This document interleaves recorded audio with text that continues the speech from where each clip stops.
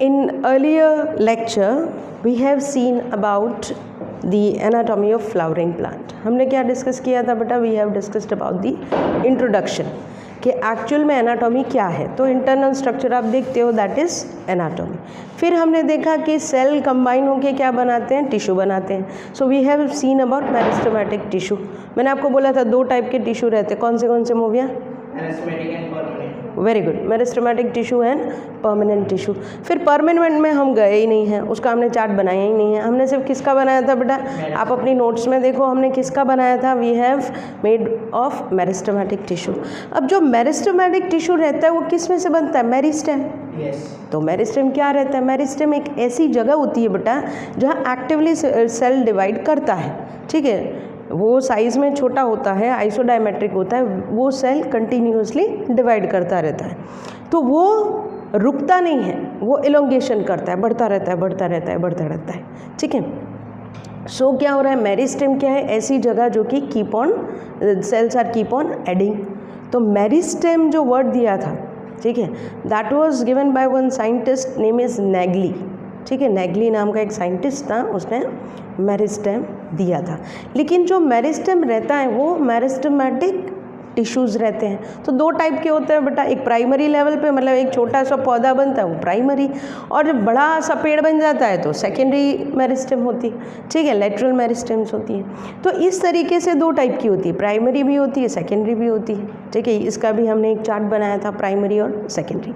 अब प्राइमरी में भी मैंने आपको बोला कि कुछ 2 टाइप की होती है कि भाई एपिकल भी होती है. ठीक है, एपिकल में चाहे वो रूट बनाए, शूट बनाए, या फिर इंटरकैलरी होती है.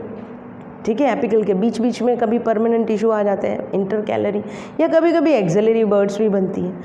लेकिन हमने ये भी डिस्कस किया था कि इसके साथ साथ अलग लोगों ने अलग अलग तरीके से मेरिस्टेम को समझाया है, उसका क्लासिफिकेशन दिया है. तो डिपेंडिंग ऑन द ओरिजिन उसका क्लासिफिकेशन हुआ 3 टाइप का. कौन सा? Yes, pro, primary and secondary. इसके बाद इसके लोकेशन का आपके बुक में जो दिया है वो एक ही टाइप का क्लासिफिकेशन दिया है, डिपेंडिंग ऑन दी लोकेशन. ठीक है. सो लोकेशन के बेस्ड पे हमको एपिकल, इंटरकैलरी और एक्सिलरी बर्ड, ये 3 ही बढ़ना है. ठीक है. उसके बाद आ जाएगा सेकेंडरी मेरिस्टेम. सेकेंडरी मेरिस्टेम में वो धीरे धीरे मैच्योर होने लगते हैं. बार्क जो होती हैं, कैम्बियम जब बनता है तो उस टाइम पे सेकेंडरी मेरिस्टेम रहती है, जब वो थोड़ा थोड़ा मैच्योर होने लगता है. स्टार्टिंग में इनिशियल स्टेज में वो नहीं होता है. इनिशियल स्टेज में एपिकल पार्ट जो होता है, जो टिप पार्ट होता है, उसमें सेल्स जो होते हैं वो डिवाइड करते रहते हैं. ठीक है. सो लास्ट लेक्चर में हमने क्या देखा था बेटा? We were talking about the shoot apical meristem. ठीक है, we were talking about shoot apical meristem. हमने एक दूसरी भी बात की थी, रैम क्या होता है? Yes, very good. It's root apical meristem. Very good. ठीक है. So in last lecture we were seeing depending on the origin कितने टाइप की मेरिस्टेम्स होती है. ठीक है, ये सबको पता है 3 टाइप की. अब 3 टाइप की जो है उसमें से हमने कौन सी की थी बेटा? We were doing of the apical meristem. ठीक है, एपिकल मेरिस्टेम के बारे में बात कर रहे थे. अब एपिकल मेरिस्टेम में भी हम रूट के बारे में बात की और शूट के बारे में बात की. In last we were talking about the shoot apical meristem. ठीक है, ये हमने कर लिया था, रूट एंड शूट. अब जो बात आती है that is the third thing, that is intercalary meristem. अब एक एपिकल मेरिस्टेम तो होता ही है बेटा, दूसरा कौन सा होता है? Intercalary meristem. So this is the second type of meristem depending on the origin. ठीक है, पहला था एपिकल. एपिकल मतलब क्या होता है बेटा? टिप के ऊपर, कोई भी चीज़ टिप के ऊपर से निकलती है तो दैट इज एपिकल. ठीक है, वो टर्मिनल भी हो सकती है.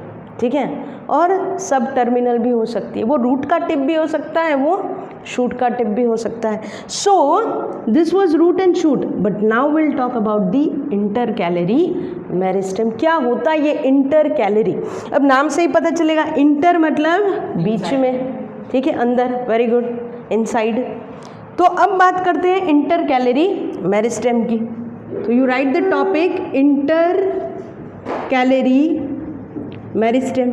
अपने क्वेश्चन भी लिखा था बेटा, व्हाट इज इंटरकैलरी मेरिस्टेम. लिखो, टॉपिक लिखो, इंटरकैलरी मेरिस्टेम.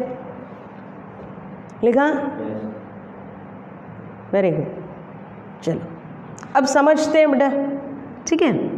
इंटरकैलरी मेरिस्टेम क्या होता है? अब यहीं से अपने, मैंने सिर्फ इंट्रोडक्शन दिया, यहीं से ये पार्ट कंटिन्यू में आ रहा है, ठीक है. अब इंटरकैलरी मतलब कहीं कहीं इंटर में, बीच बीच में, ठीक है. सपोज कि यहाँ पे मैं एक एग्जाम्पल ड्रॉ करती हूँ. स्टेम भी ले सकते हैं, अपने रूट भी ले सकते हैं, लेकिन मैं यहाँ स्टेम ले रही हूँ, ठीक है. एक स्टेम है, ये जो पार्ट है this is the tip of the stem, ठीक है. तो this will be the apical cells. यहाँ पे क्या होगा बेटा? बहुत सारे एपिकल सेल्स रहेंगे. अब सपोज कि ये चीज़ें हैं, ठीक है. तो यहाँ से एक लीफ निकल रहा है, यहाँ से एक लीफ निकल रहा है, या ब्रांच निकल रही है, ठीक है, ऐसे. तो यहाँ पे कुछ सेल्स आपको दिख रहे हैं, ये एक्टिवली डिवाइडिंग होते हैं, दे आर एक्टिवली डिवाइडिंग. तो फटाफट फटाफट फटाफट क्या करते हैं? एक्टिव डिवीजन करते हैं, ठीक है. फिर इसमें से क्या होता है बेटा कि यहाँ पे कुछ सेल्स होती हैं, ये सेल्स होती हैं यहाँ पे कुछ. ये सेल्स कैसी हो जाती हैं? अब धीरे धीरे मैच्योर होने लगती हैं, ठीक है. आपको मैंने बोला था प्राइमरी मेरिस्टेम ही क्या बन जाती हैं? सेकेंडरी या लेटरल मेरिस्टेम बन जाती है, ठीक है. तो अब धीरे धीरे क्या होता है? आपने देखा होगा एक छोटा सा पौधा होता है, उसका रूट पहले एकदम छोटा सा होता है बेटा. धीरे धीरे आप 2 दिन बाद 4 दिन बाद देखना उसका रूट का जो गर्थ होता है वो बड़ा हो जाता है, ठीक है. ये आप सबने देखा होगा, पहले छोटा प्लांट होता है, धीरे धीरे बढ़ता है. क्यों बढ़ता है? उसका रीज़न है कि यहाँ पे कुछ एपिकल सेल्स है जो डिवाइड करते रहते हैं. धीरे धीरे वो सेल कैसे हो जाते हैं बेटा? परमानेंट हो जाते हैं, ठीक है. They became permanent. So these are permanent cells. अब कुछ सेल्स ही बने, ठीक है, कुछ सेल्स. वापस नीचे की साइड भी कुछ एक्टिवली डिवाइडिंग थे, यहाँ भी कुछ एक्टिवली डिवाइडिंग है. तो ये कौन से हो गए? वापस एपिकल सेल्स हो गए, ठीक है. वापस उसमें से कुछ सेल्स कैसे बन गए? उसमें से कुछ सेल परमानेंट बन गए, ठीक है. चलो ये है. फिर वापस कुछ एपिकल सेल्स हैं, ये एपिकल सेल्स, ठीक है. वापस ये कैसे बन गए बेटा? परमानेंट बन गए, इस तरीके से, ठीक है. यहाँ पे क्या दिख रहा है मोबिया? क्या दिख रहा है बेटा? तुम क्या समझ रहे हो? कुछ एपिकल सेल है, कुछ परमानेंट सेल है, कुछ apical. Yes yes, very good very good. So here intercalary meristem means apical cell जो होती हैं, apical meristem, it is being disturbed with the, it has been separated with the help of permanent cells. 2 apical cell separate हो रही, किसकी मदद से बेटा? Permanent cells बीच में आ रही है. So due to the permanent cell apical cell get separated और apical meristem get separated. समझ आ रहा है बेटा? ठीक है, वेरी गुड. ठीक है, कुछ एग्जाम्पल्स देखते हैं, ठीक है. कुछ अच्छे अच्छे एग्जाम्पल्स देखते हैं कि ऐसा कैसे हो सकता है. एक छोटा सा एग्जाम्पल अपने लेते हैं. आपने काऊ देखी होगी, कैटल्स देखी होगी, गाय देखी होगी, ठीक है, भैंस देखी होगी. सो कैटल्स के अंदर क्या रहता है? कैटल्स कैसे है बेटा? हर्बीवोर्स है कि कार्निवोर्स है? बताओ. Very good. क्यों हर्बीवोर है मोबिया? क्योंकि उनका जो फीडिंग स्ट्रक्चर है ना, मतलब माउथ, डॉट्स, वो सब सिर्फ प्लांट को. हर्बीवोर्स एक ऐसे एनिमल्स हैं कि जो डायरेक्टली प्लांट्स को खाते हैं. अब गाय है, भैंस है, बकरी क्या खाएगी? प्लांट्स खाएगी, ठीक है. तो ये ग्रासेस खाती हैं, प्लांट्स खाती हैं, ठीक है. अपने मोनोकॉट्स लिख सकते हैं बेटा? Yes, monocots. मोनोकॉट्स कैसे होते हैं? छोटे छोटे से होते हैं, ट्री कैसे होते हैं, डाइकोट्स कैसे होते हैं, बड़े होते हैं साइज में, ठीक है। तो इंटरकैलरी मेरिस्टेम मोस्ट ऑफ कहाँ देखने को मिलेगी, ग्रासेस और मोनोकॉट्स में। समझ आ रहा है? कुछ घास रहती हैं, कुछ मोनोकॉट्स रहते हैं, ठीक है। अब सपोज कि यहाँ पे कोई ऐसा प्लांट उग गया या घास उग गई है इधर, ठीक है। अब एक आता है, एक गाय आती है, ठीक है। सपोज कि ये गाय आई, ये गाय ने क्या किया, इसको खा लिया, पूरा नहीं खाया, आधा खाया, आधा खा के छोड़ के चली गई, ठीक है। तो अब क्या होगा, अब कोई ब्रांच होती है बेटा, उसके ऊपर क्या होता है, नोड्स होते हैं, पता है ये नोड्स? ये नोड्स होती है बेटा, और दो नोड्स के बीच का जो डिस्टेंस रहता है उसको क्या बोलते हैं, इंटरनोड, ठीक है। तो आपको पता है प्लांट में जो लीफ होता है वो कहाँ से निकलता है, नोड में से निकलता है, ठीक। सो फ्रॉम द नोड क्या निकला होगा, लीफ निकला होगा। ये लीफ है, अलग अलग टाइप की लीफ बना दिया, ठीक है, दिस इज अ लीफ। अब लीफ कहाँ से निकला, नोड में से निकला, ठीक है। अब ये तो खाली पार्ट है, अब नोड में से निकला, तो अब उसने क्या किया, ये गाय आई, उसने क्या किया, इसको खा लिया, ठीक है। तो जो ग्रेजिंग कैटल्स होती हैं, हम लिख सकते हैं ग्रेजिंग कैटल, मतलब कि हर्बीवोर्स, कि जो प्लांट्स को खाती हैं, उसने खा के उसको छोड़ दिया। कुछ दिन बाद जब आप वहाँ जाते हो तो वो प्लांट फिर से ग्रो करता है, उसमें फिर से लीफ आ जाता है, क्यों, why? Yes, due to the intercalary meristem, ठीक है। तो गॉड ने क्या किया बेटा, गॉड ने ये किया कि इन केस अगर मोनोकॉट्स, अगर ग्रासेस के लीफ अगर कोई खा लेते हैं तो उनके अंदर में एक ऑप्शन रखता हूँ कि बीच बीच में क्या रखा है, एपिकल मेरिस्टेम, कि जब कभी ऐसा कोई प्रॉब्लम हो तो वो एपिकल मेरिस्टेम क्या करेगी बेटा, एक्टिव हो जाएगी, and it will form a shoot और अ ब्रांच और अ फ्लावर, ठीक है। तो आप बोलोगे मैडम ये तो बहुत सही हुआ, मतलब इस तरीके से अगर होता हो तो इट्स अ गुड थिंग, मतलब ऐसा भी होता है ये हमको पता ही नहीं था, ठीक है। आप वहाँ सेलो टेप से चिपकाना है तो नहीं जाओगे, चलो लीफ कट गया उसको चिपकाओ, नेचुरल है।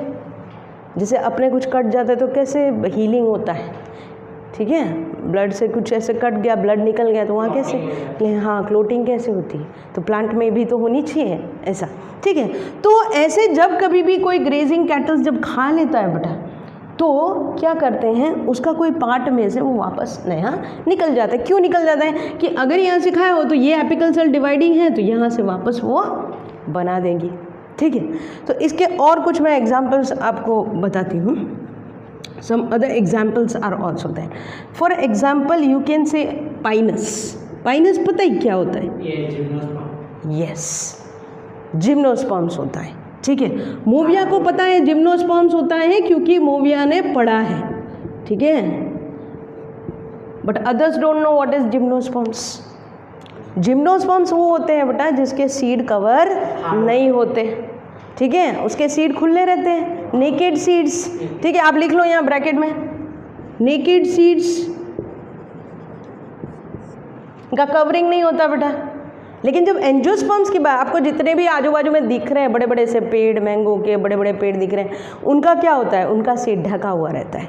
जैसे आम खाया तो गुठली थोड़ी खाते हो, सीड्स थोड़ा खाते हो, आप तो उसका पल्प खाते हो ना, तो आउटर कवरिंग रहती है उसमें, लेकिन इसमें नहीं होती, तो इट्स जिम्नोस्पर्म्स। ये पहले आए थे, एंजियोस्पर्म्स के पहले आए थे जिम्नोस्पर्म्स। तो पाइनस जो रहता है बेटा, तो पाइनस के अंदर भी उसकी जो स्टेम रहती है वहाँ भी एक ऑप्शन होता है, ठीक है। उसका जो पत्ता रहता है ना पाइनस का, शायद आपने पाइनस देखा, मतलब गार्डन में भी आप देख सकते हो, बीच में इस तरीके के प्लांट्स होते हैं, ठीक है। अपने स्कूल में भी हैं, आप जब स्कूल में घूमते हो, यस यस, ठीक है। तो इसकी जो पाइनस होती है, उसकी लीफ होती है ना बेटा, उसके बेस के नीचे ऐसी इंटरकैलरी मेरिस्टेम होती है, बेस के नीचे, ठीक है।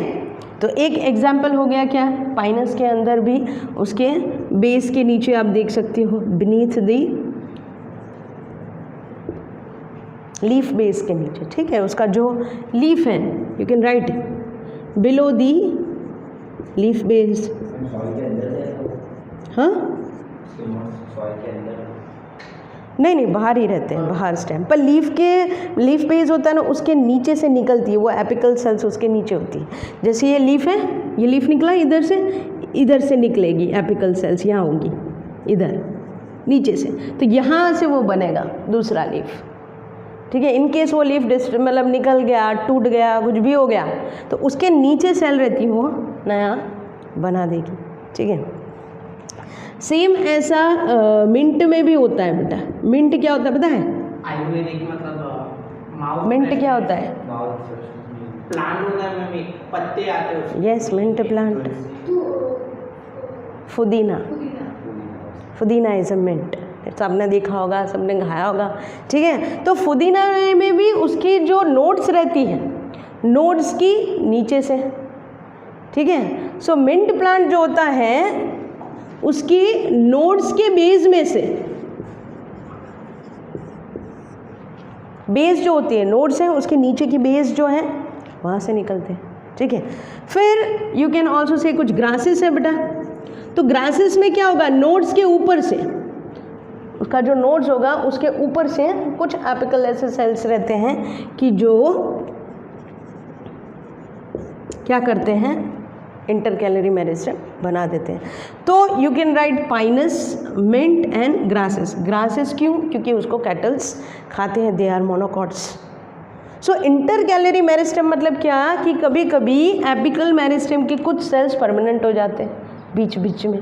तो जब कभी भी अगर यहाँ से कोई उसको खा लेता है, हर्बीवोरस खा लेते हैं, या कोई कारण से, जैसे आप चल रहे हो, आपने ऐसे ही तोड़ दिया, तो उसके नीचे के जो सेल्स होती है या नोड्स के ऊपर के जो सेल्स होती है वो क्या होते हैं, इंटरकैलरी मेरिस्टेम्स होते हैं। तो वो नई बन जाती। आपको नहीं नया लगता है, हमने तो तोड़ दिया था, वापस ही कहाँ से आई? कभी कभी ऐसा होता है, हम कहीं से कोई स्टेम तोड़ देते हैं, कोई लीफ, तो 4-5 दिन बाद देखो और नया वहाँ से कोई बर्ड निकल जाएगी।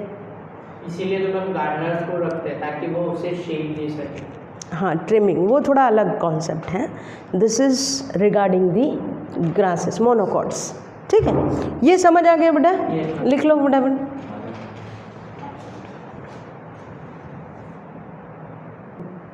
Okay, we have seen the intercalary meristem. So apical and intercalary, ठीक है, ये दो चीज़ें हमने पढ़ी बेटा, एपिकल मेरिस्टेम और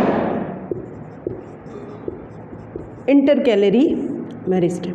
अब ये दोनों किस टाइप की होगी, ऐसा क्वेश्चन पूछते हैं। ठीक है, क्वेश्चन पूछते हैं कि एपिकल मेरिस्टेम और इंटरकैलरी मेरिस्टेम किस टाइप की मेरिस्टेम है, तो आंसर क्या आएगा, प्राइमरी मेरिस्टेम। चलो, वेरी गुड। ठीक है, अब एक और चीज़ है, that is the axillary bird. ठीक है, एक्सिलरी बर्ड भी एक टाइप की प्राइमरी मेरिस्टेम बोल सकते हो, मतलब यू कैन सी। अब एक्सिलरी बर्ड में क्या होता है बेटा कि कभी कभी कुछ स्टेम्स बनती हैं, कुछ लीव्स बनते हैं। ठीक है, तो स्टेम्स और लीव्स जब बन रही होती हैं तो कुछ सेल्स पीछे रह जाते हैं। ठीक है, स्टेम्स बन रहे, लीव्स बन रहे, सपोज कि ये एक स्टेम है। ठीक है, स्टेम की एक्सिस है।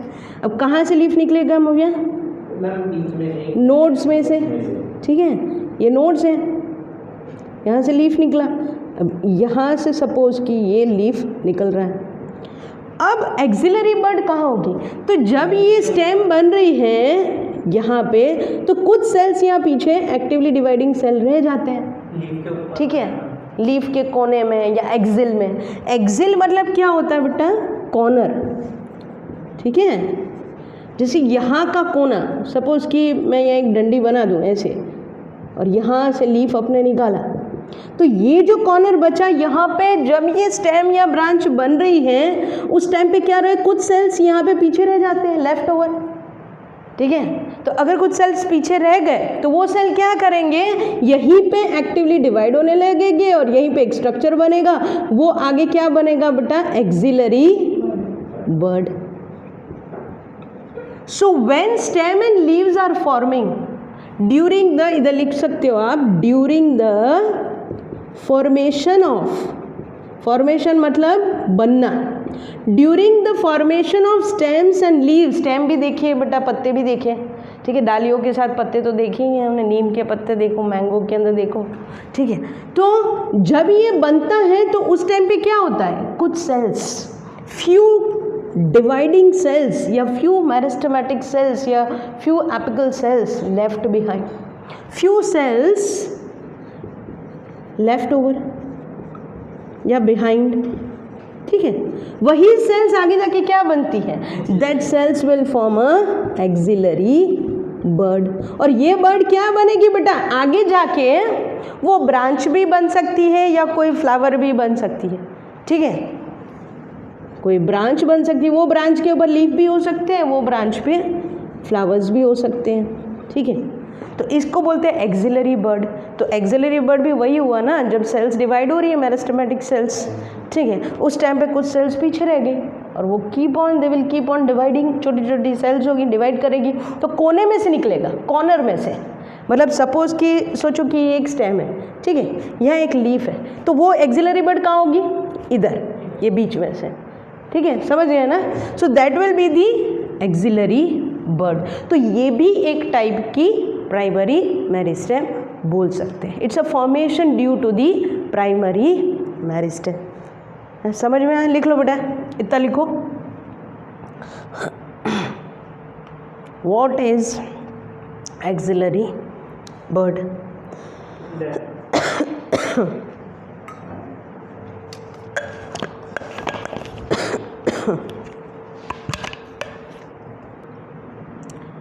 ठीक, so after doing apical meristem and intercalary meristem, दो टाइप की होगी बेटा। तीसरी टाइप की जो थी that was the lateral meristem या सेकेंडरी मेरिस्टेम, ठीक है। तो ये पहली होगी, ये दूसरी होगी, दोनों है प्राइमरी मेरिस्टेम की। अब तीसरी भी है, the third thing, and that is lateral meristem, और you can say secondary meristem. तो ये हमने कल भी बात की थी कि ये क्या होती है, lateral meristem and secondary meristem. तो ये जो होती है एपिकल मेरिस्टेम प्राइमरी, ये बिगिनिंग में होती है, कहाँ होती है, स्टार्टिंग में होती है, ठीक है। और ये जो होती है ये बाद में होती है, later on. So after primary meristem lateral meristem बनती है बेटा। तो आप लिख भी सकते हो, they form letter,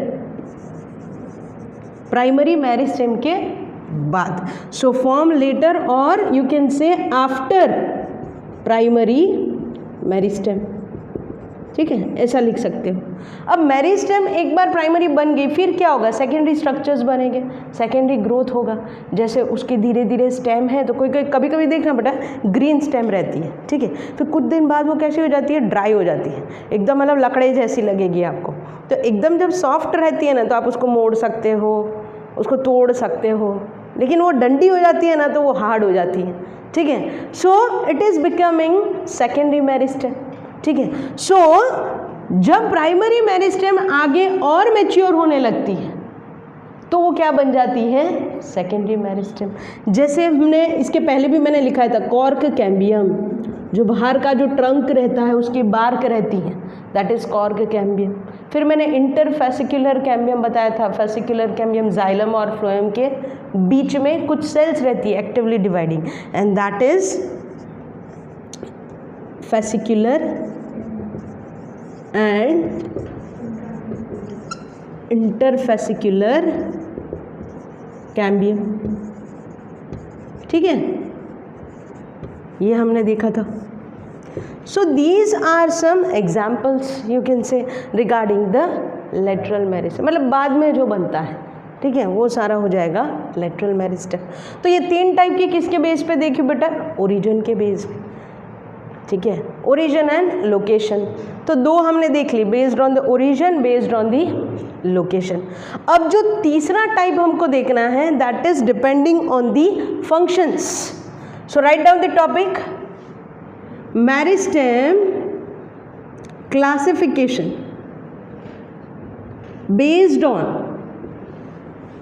based on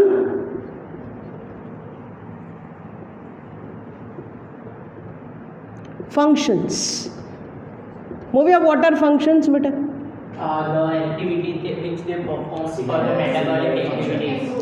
yes, उसके कुछ कैरेक्टर्स, उसका कुछ रोल मीन्स फंक्शंस, ठीक है। तो उसका रोल कैसा है, उसके बेस पे मेरिस्टेम को 3 डिफरेंट टाइप्स में डिवाइड किया बेटा। लिखो इधर 3 डिफरेंट टाइप्स,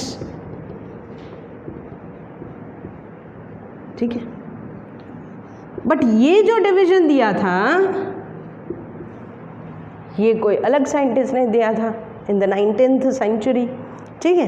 ये दिया था एक साइंटिस्ट ने, एग्जाम में आएगा बेटा, ठीक है, क्वेश्चन है, एग्जाम में पूछा गया। हैबरलैंड, नाम लिखो उसका, HA हैबरलैंड, ठीक है, हैबरलैंड नाम के साइंटिस्ट ने, कभी MCQ में अगर पूछ लेते हैं कि फंक्शन के बेस में मेरिस्टेम का क्लासिफिकेशन कौन से साइंटिस्ट ने दिया, तो आप लिख सकते हो हैबरलैंड, ठीक है, नाम याद रह जाएगा।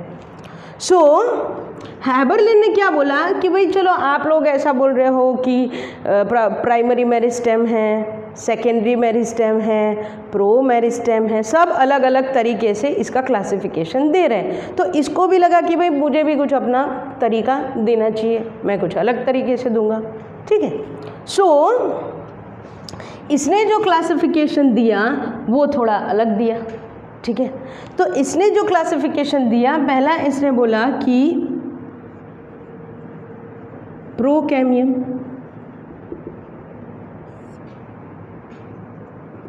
सेकेंड इसने बोला ग्राउंड मेरिस्टेम, और फर्स्ट इसने बोला प्रोटोडर्म।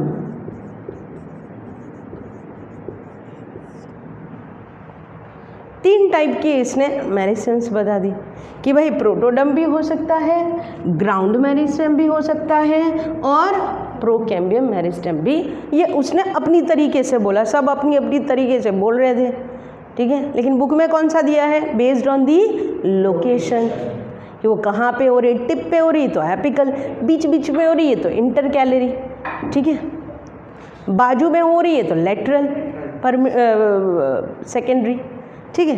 तो ये भाई साहब ने ऐसा बोला कि भाई 3 टाइप की मैं तो बोलूँगा, और 3 टाइप का भी उसने ऐसा नहीं है कि ऐसे दे के छोड़ दिया, उसने बताया कि भाई जो प्रोटोडर्म मेरिस्टेम की मैं बात कर रहा हूँ, ये मेरिस्टेम जो है ये क्या बनाएगा, इसके जो सेल्स रहते हैं, ठीक है, ये बनाएंगे एपिडर्मिस। क्या बनाएंगे बेटा, एपिडर्मिस।